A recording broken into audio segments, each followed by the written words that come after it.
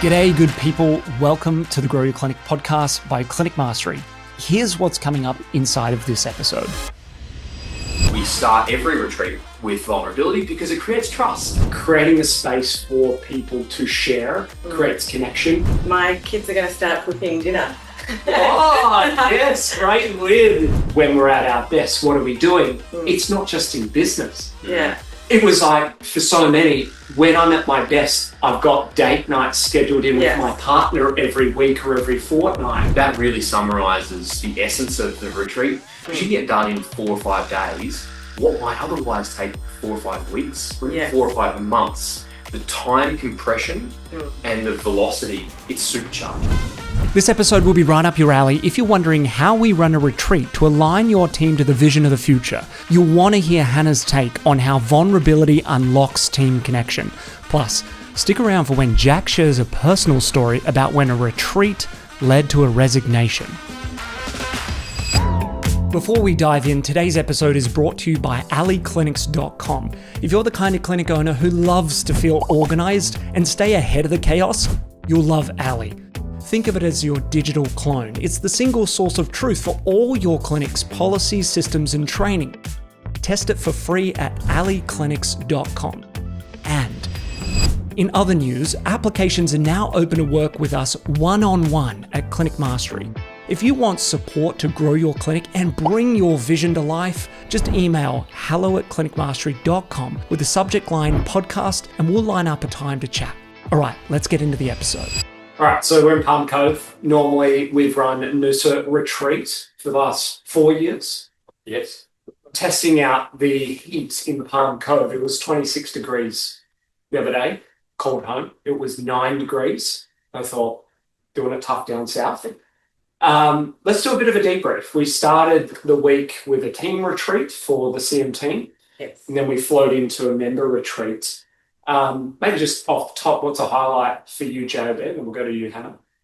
I just love breaking bread with the team and sharing meals. We make it a point to invest in memorable meal experiences. And so that's a whole lot of fun. And typically around our meals, we have a key question, conversation starter, and it always gives you a great insight into the team members that you usually work with, you can actually play with and have some fun. So meals and insightful questions. Come on. What was the question? Well, there's a variety of questions actually that came up. I mean, conspiracies is an easy one. That's exactly where I knew you were going. If you want an entertaining conversation at dinner, ask someone about their conspiracies. So there was that. We also talked about like what car would you be if you were a car? And I missed that combo. I also missed that. And Survivor, who would get voted off first and who would win. Very controversial. Well, people were hesitant to say who's going to get voted off first, but they were very quick to tell you who would win.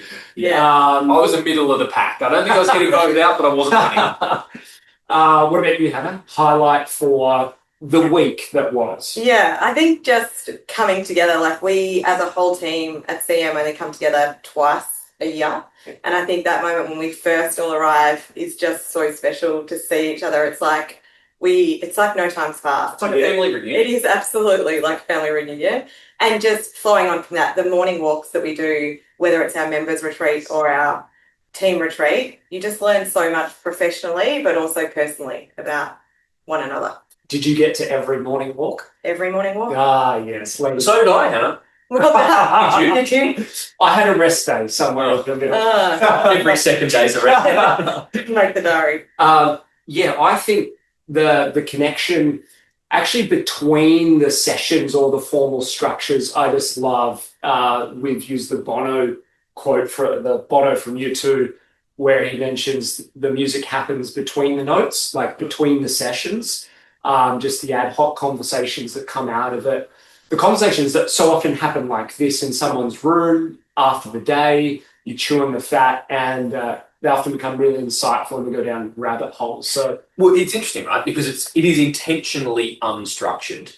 And if you looked at the run sheet, you're like, oh, that's a bit sparse. Or what are we going to be doing in that time? And it opens the floor for the organic, but intentional relational building. You would both see this with like clinic owners doing their first culture day, as we call it, or team day, and they pack the schedule so full. Yeah. What are some of the things you've learned about setting up a structure for team events that have allowed for those organic conversations to happen? Yeah. I think also like the depth that you can go when you don't jam pack. What we see is just that skipping from one topic to the other, but creating those intentional moments like you spoke about with the breaking bread or the meal times. For us at DOTS, one thing we do at our team days or culture days is that we have a rotating roster of who brings morning tea, which creates a conversation about what they bought, and they're like, this is, whatever, my grandma taught me to make this, or this is why this is my favourite. We have some... You get them to tell a story of why they brought not it? specifically. Because if I bring Tim Tams, there's not much of a story behind that, but that's really cool though. Yeah. Like, if there is a story, creating that context. Yeah. And like last time, I felt like sometimes we end up with too much food, and I was allocated to bring something last time. And so we were going to our Werribee clinic, which is, an hour drive with some of our team. Yeah. And instead of bringing morning tea, even though I was on the morning tea roster, I bought little travel home packs for everyone, like a little snack for them to have in their car. What was it? Drive home. A Freddo frog, like a whiz food, like a couple of lollies, and can't remember what else I put in it. Yeah. Great. No, I think you mentioned there the ability to have enriched, deep conversations. One thing that I noticed that we did this time that maybe we haven't done previously was be a little flexible around the run sheet. And that's hard for a high C Lord type personality. I like the run sheet tight. But I remember a time we were doing a vulnerability exercise. It went into morning tea time, but that's okay. Like, you can be flexible. The food's not going to go stale if you're 7 minutes late. And it allows us to give everyone the time to have the conversation. I really value that. Let's tee up the vulnerability exercise that we did on Saturday with the team. It's all a bit of a blur. It's teed up, I think, as to the importance. We spoke a little bit about that, why these things matter, and how you encourage clinic owners actually to frame up these types of activities so they get their team to engage in it and not kind of shut off immediately. What have you found work, JB, when it comes to getting the vulnerability, the connection piece happening with your team? Yeah, I haven't always got it right. Mick Risk and I have a conversation for another day. But Pat Lencioni talks about in the 5 dysfunctions of a team, like vulnerability is the foundation of trust, and trust is the foundation of functional teams. And so vulnerability exercise isn't a one and done, once off. It is ingrained in the fabric of every culture day, of every retreat. And so what it does, we start every retreat with vulnerability because it creates trust. It allows people to self-control how much they share or don't share. And that's a really important piece. And it creates an environment where I can share, you can share, and we trust one another with that vulnerability. And therefore, when we get to the next parts of the retreat, for us this week, it was about standards and expectations and lifting the bar. It's based on a foundation of trust. Everything revolves around trust. If you don't have that, as Lencioni says, you can't have robust conflict. It's difficult to come to agreement, commitment, and ultimately results. So trust. Let's double click on the... Double click, triple click. Triple click. We were talking about, people will say, let's double down on it. And it's like, I don't think you're being ambitious enough. Let's triple down on it. And then someone said, well, quadruple down. Anyway, that's for a couple of the, bros that are going hard, right? Do you have an experience? Share as much or as little as you can, because a lot of people are fearful. I know the story. Of an outcome like you had and won't do it, or they'll hesitantly do it and doesn't set up the space. So can you just talk a little bit to that? Yeah, it's triggering. But we embrace triggers. So the short version is was beginning my journey of building strong culture and wanted to do a vulnerability exercise, was perhaps a little bit too trigger happy. And we did an exercise where individuals weren't in control of the feedback, both positive and negative, about themselves. And so my lesson was when we start with vulnerability, it must be self-controlled or self-efficacious. And ultimately what happened is an individual who didn't have a robust personal framework to handle vulnerability and feedback, found it really confronting and ultimately struggled emotionally, ended up resigning a couple of weeks later in a blaze of glory. And so the lesson was, vulnerability must be self-controlled, never imposed. And however, you can get to a place where we can speak candidly, not just about ourselves, but about one another. That's not first base, though. Yeah. And might not be in that whole group setting. Correct. Yeah. It's a good point, because that's the fear of a lot of people Yes. is, well, what if I do this and I have team members leave or get upset? Mm. So how have you found your journey through creating that space for the team? Yeah, absolutely. One of the pieces of advice I received from one of the coaches was when I first did the vulnerabilities cards. Yes. Was to potentially set up a couple of people with the information of what we were doing to get them to go first to sort of set the tone.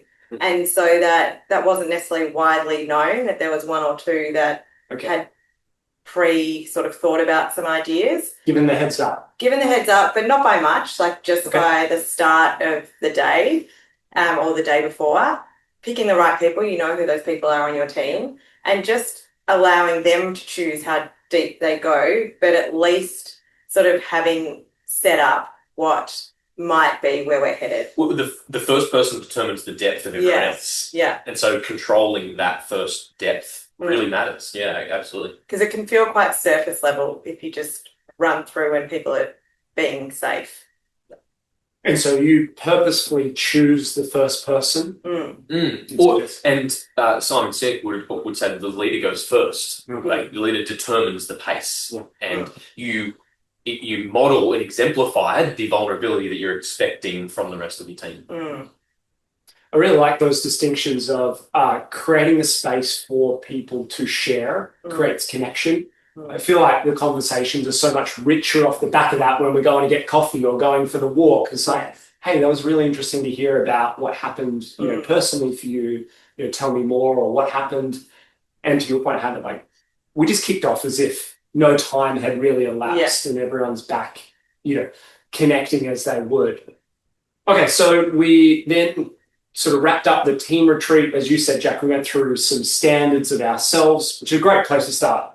Create the connection, the vulnerability. We can share the thorny bits and then figure out what do we do. We then flowed into the member retreat. Maybe do you want to just set the scene, Hannah, for how the member retreat has worked? We've really refined it over a number of years, but for those that have never been to a retreat, maybe you just want to paint the picture of what it looks like. Yeah, definitely. In regards to structure, like that we have our members make a choice to invest in the week to come down, and so we kicked Monday off at around 2:00, and just straight into some implementation time and just what did we do on the first day? Getting some progress we there. did get some progress. Goals. Set the goals, desire statement. Did our desire statements. Made sure that everyone was really clear on their plan and where they wanted to head. And just having that purposeful time where we know that we have that opportunity to review in a year and making sure that happens. And then, as you spoke about, the structure of the days from there, we have a dinner on the first night where we all get to connect and really start to get to know each other.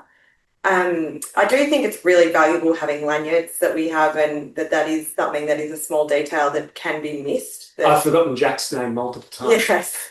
Called him Ben a few times over the week. People do confuse me and Dan a lot. Like, we do look reasonably similar, especially if you just look at the icon on Slack. Yes. Yeah. But name tags do help. Yeah. And then like a panel session led by you, Jack, where there's a specific topic that we think will be valuable to the whole room. What did we kick off with? What was the topic? Personal flow and productivity. So you're getting your...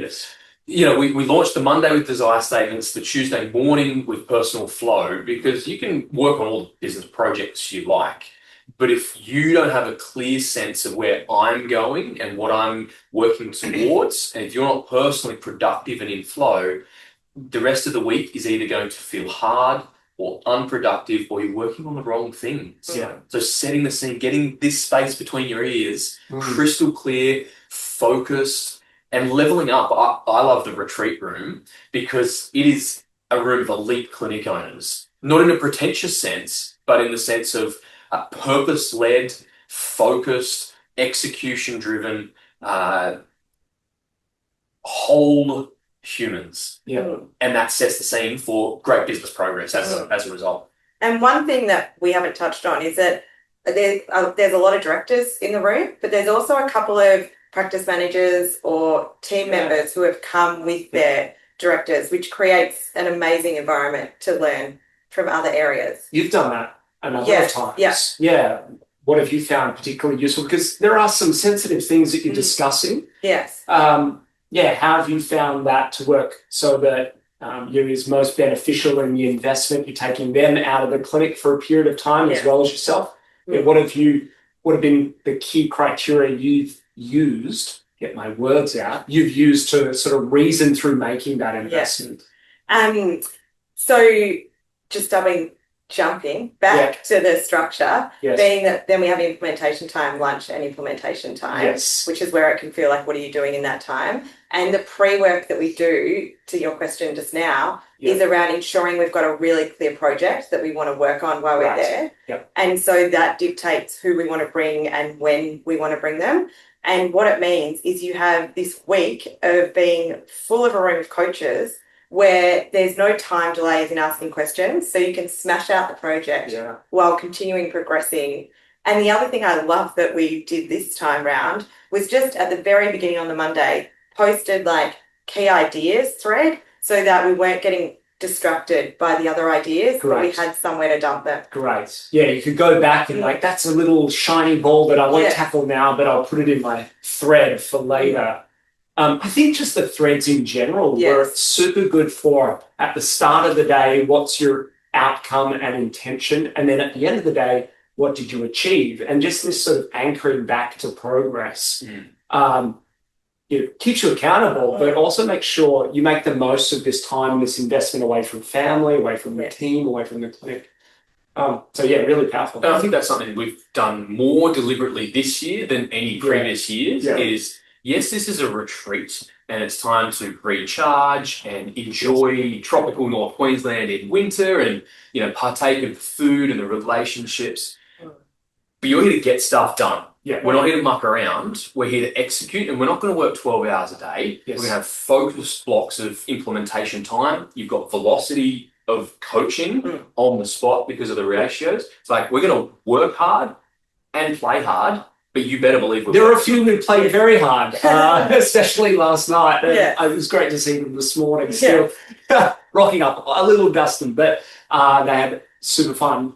What are some of the projects that you saw being worked on this week or that you helped out? Because I saw a number of common projects that people wanted to work on. Yeah. So one of the ones that I did with Louise when she came, she worked on our hub and just getting all our policies and procedures in order. And so that was one of the ones that we saw a little bit. A lot of dashboarding and getting in the numbers and understanding numbers. But not just setting up a dashboard. It's like really intricate, complex analysis and understanding more about the intricacies of their business. And probably the extension of the dashboards was financial literacy, seeing clinic owners get deep into Xero and budgeting and forecasting and modeling and getting a real comprehensive grip on the finances of their business and personally, actually, quite a lot of personal finances. That's true.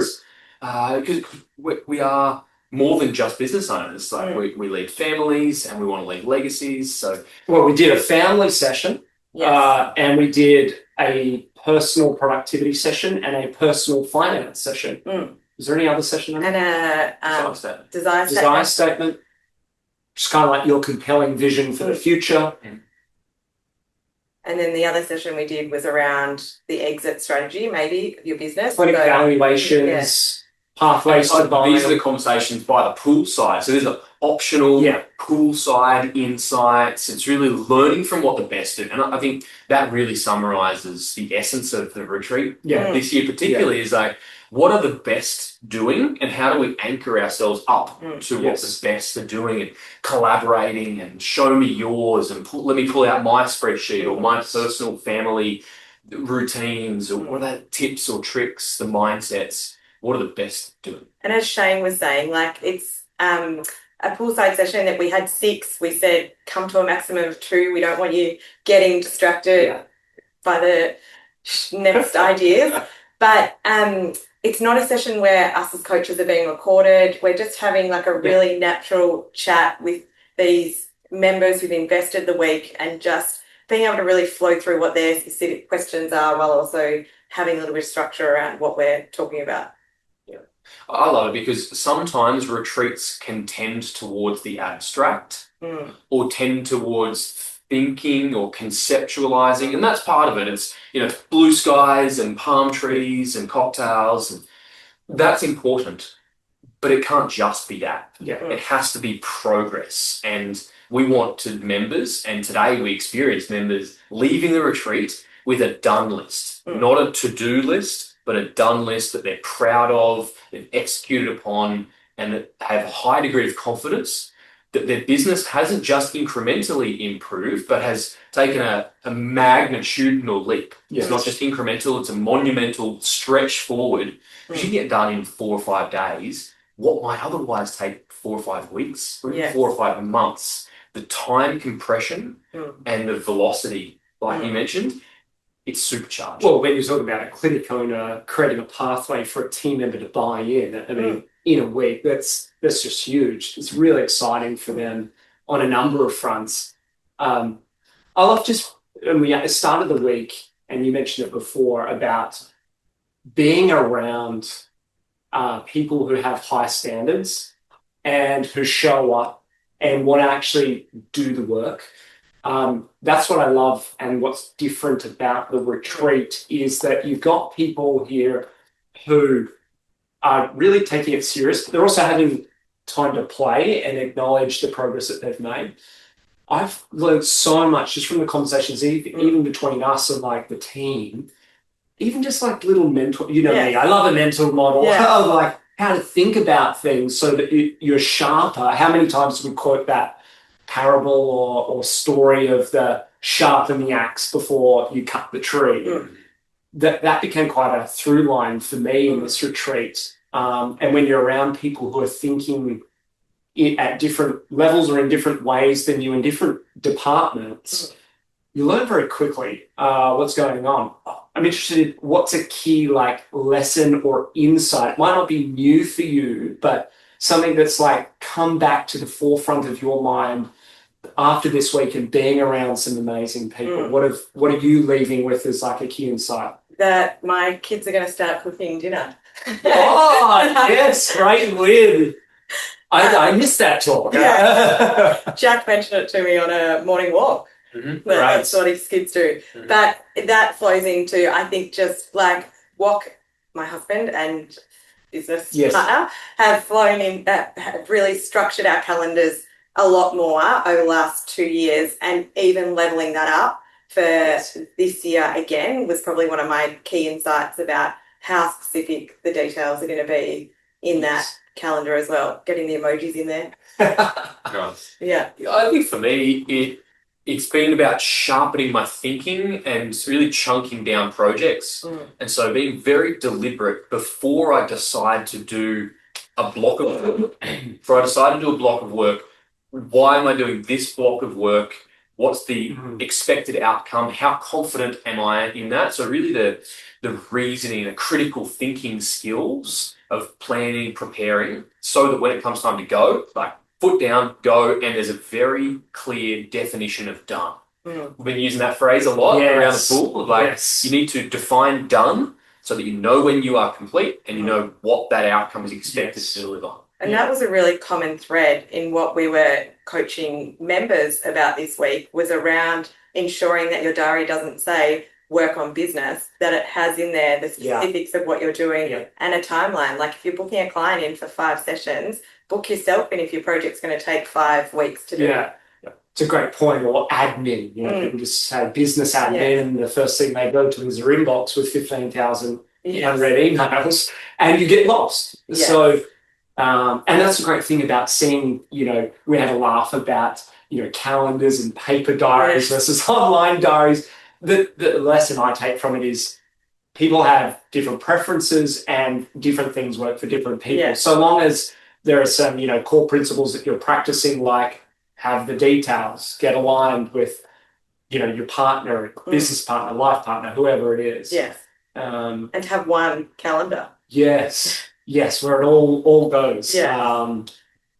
My key insight is just coming back to thinking about decisions, similar to you, JB, from really extreme positions to really stress test it.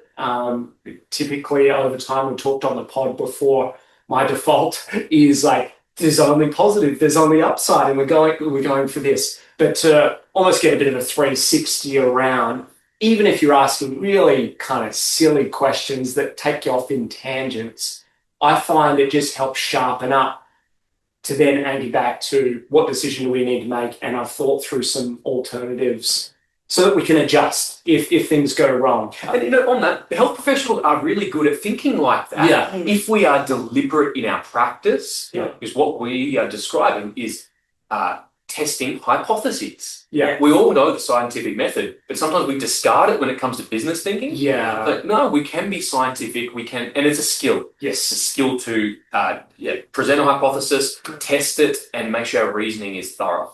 So one specific practical question that was raised yesterday at our technology and AI conversation in healthcare was, what am I not prepared to lose when it comes to an existing system? So often we're like, I'm frustrated by these things. So I look for the different patient management system, the different email system, etc., without actually going, if we move, we're going to lose these critical pieces. And am I prepared to lose them, or can I substitute them?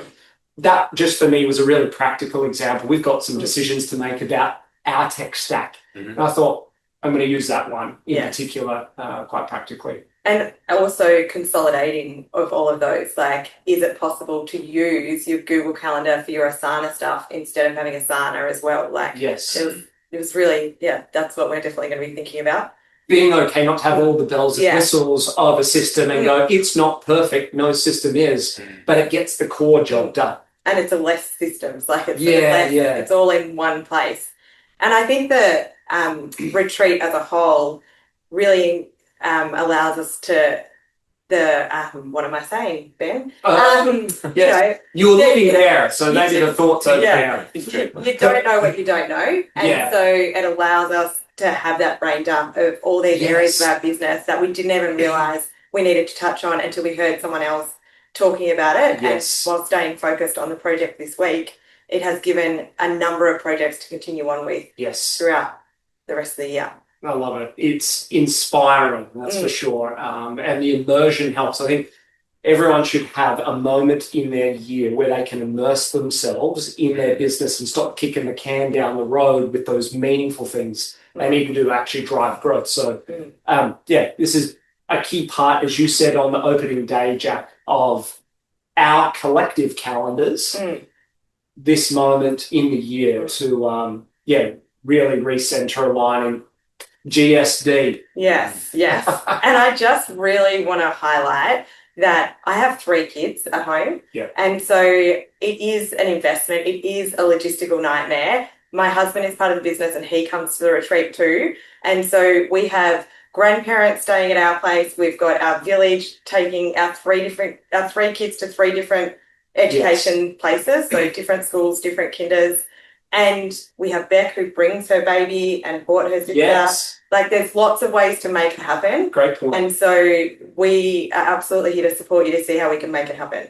It's a really great point. I know my mother-in-law's come up to help my wife with the 4 kids during this time. And we so often reflect on the family sacrifices and contributions of others as well. Plenty going on for you as well at home. So it's great to see people go, it's not I can't, but how can I? I know a member flew in her daughters I saw arrive and they're having a family holiday on the end. And some members partners came, life partners came, and some participated and some didn't, whether they had a ticket or not. So many creative ways that particularly mums, but all of our members have been able to think creatively in how to invest in themselves and their business. And to your point of like, it's a big investment for you. Like you've got WOC here. So there's you need that village to come. But the alignment that you would get through this week of, like you said, the family calendar. And so it almost makes family life better when you go back. And so for a week of some complexity and logistics, how much better is family life for you, know, in the weeks to come? Yeah, absolutely. And Wok and I always take one of the nights, even though we get a little bit of FOMO, we embrace the JOMO and the joy of missing out. And we go out for dinner, just the two of us. And it's just a really nice time to connect and, really appreciate what we've done for the last 12 months. Love that. And I'm inspired by hearing your story and so many others on the team about, you know, to your point, Jack, when we're at our best, what are we doing? It's not just in business. It was like, for so many, when I'm at my best, I've got date nights scheduled in with my partner every week or every fortnight. And show me your calendar. Is it actually in there? And that was a great opportunity for me. I'm like, awesome. Just on that, I was going to say, like, Dan showed me a photo on Saturday of his 2 girls going to their dance concert, or their competition. Like, he's not there, but he's still, like, he gets to share that with all of us, which is something we might not have seen. And Shane's son won an award today. And nice. Getting to see photos of that. Like, those sort of connections. Cool. Yes, there are sacrifices, but there's also the great win of getting in that routine at home. And they stack up over time. I was speaking with some members, looking at some of the feedback today, and members that have come year on year on year say this is a key boulder in their annual plan. And they've got so much more out of their 3rd and 4th retreat than they did from their 1st. And so it's kind of that principle of like, when was the best time to plant a tree? Or when was the best time to attend your 1st retreat 5 years ago? The next best time is the next one. And stack upon stack upon stack, you get better each time you level up. So start now. That quote of "it doesn't get easier, we get better," or "we need to get better," just sort of rings true for me. That is mastery, right? Right. Yes. Well, this has been a really great debrief to hear of all the wins personally, and also for members to understand the structure of it. We weren't sure if we were going to pull this off, the podcast, so hopefully people can hear it, they can see us, and it's good, but we'll be back in the studio very soon. Thank you for pushing us to do this, and in particular, it's like, I've packed this stuff, we're doing the podcast. This is really good. Thank you. Thank you. Awesome. We'll see you on another episode very soon. For now. That is really good. Good debrief. I didn't know where it was going to go, but it went all the good places. And